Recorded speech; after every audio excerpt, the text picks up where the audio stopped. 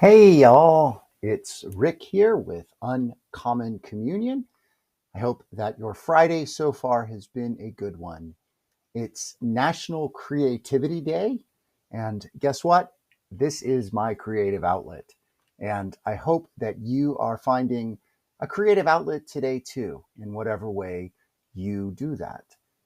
Let us begin, as we always begin here at Uncommon Communion, by recognizing, realizing, celebrating, affirming, and leaning into the reality that we are always and everywhere in the holy presence of God and each other. Today, where I sit in Columbus, Ohio, it is a soggy, gloomy, a little bit raw of a day. And we've been having a bit of rain here, actually, quite a bit of rain over the last few weeks.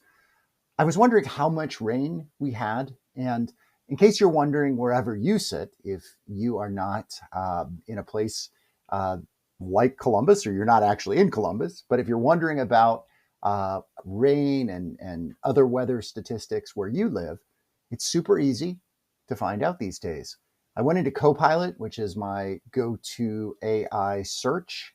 That's the Microsoft one that's very easily accessed through the Edge browser.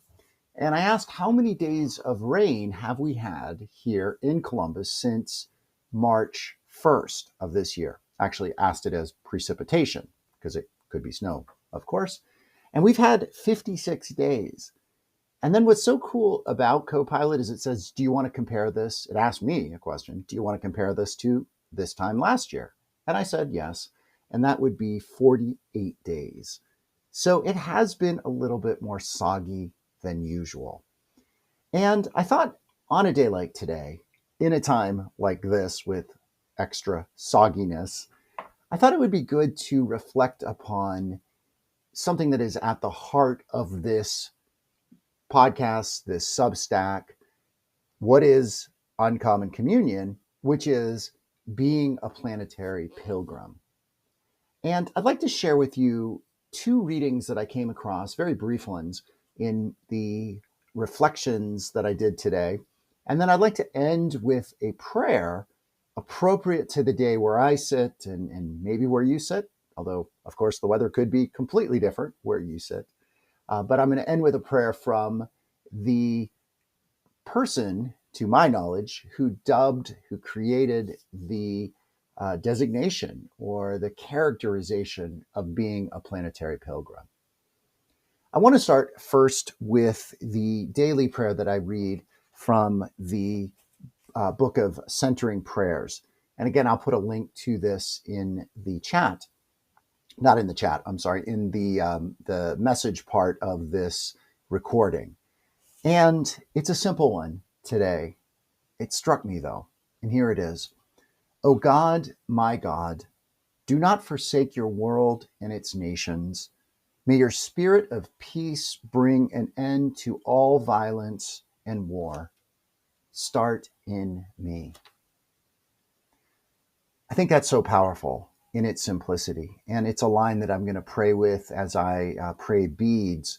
I do a bead prayer that I think I might have talked about here, but this is going to be a phrase that I'm going to pray with again and again and again very soon today. I'm struck with it because it is asking God, again, to bring peace, but to start with me. And I think one of the ways that we can grow peace, or we can allow God to grow peace within us, serenity, calmness, connectedness, presence, however we want to describe it, is by being aware of the world around us, by paying attention to the cycle of nature.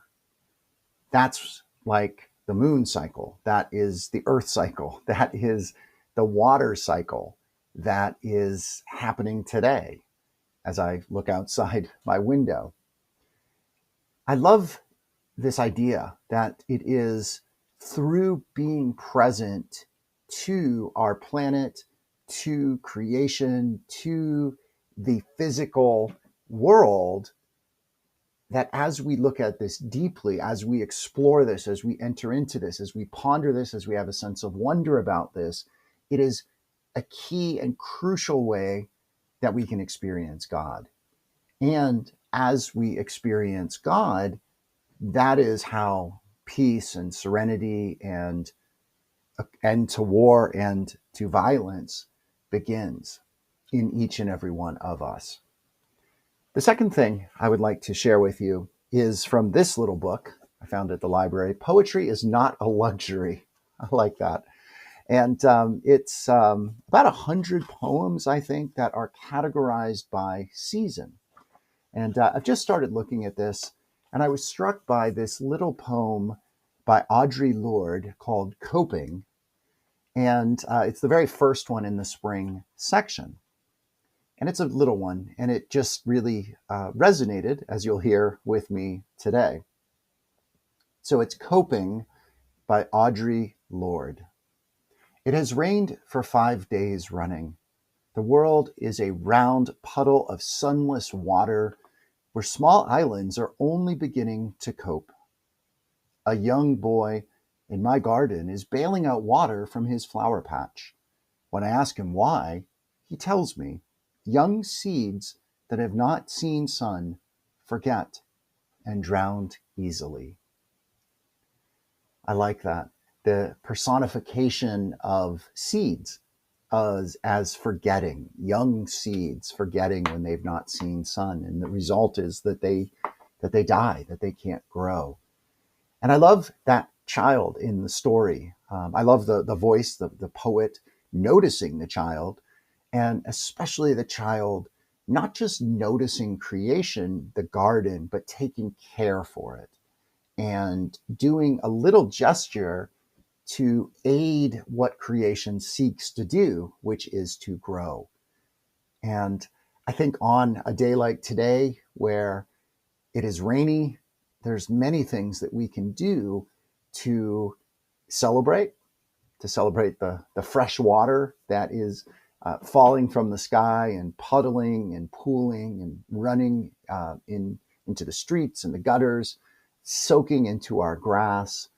And also to know that it is through this life, recognizing this aspect of life, water and rain, that we can experience God and that we can give joy and thanks and praise to this majesty, this wonder that is with us always. I want to close with a little prayer from the prayer book that is, for me, the heart of what it means to be a planetary pilgrim. The guidebook, it's right there in the title, Prayers for a Planetary Pilgrim. And Father Ed offers this. It is a psalm for a soggy day. And I'll read this in its entirety, and this will conclude our time together. Here we are. The sun has disappeared and shapeless clouds hang low. Dripping water leaks into my life as I listlessly begin this dull day. The electric blue of the sky is gone, as is the yellow song of the sun, which spurs enthusiasm, spreads smiles, and breaks depression's grip.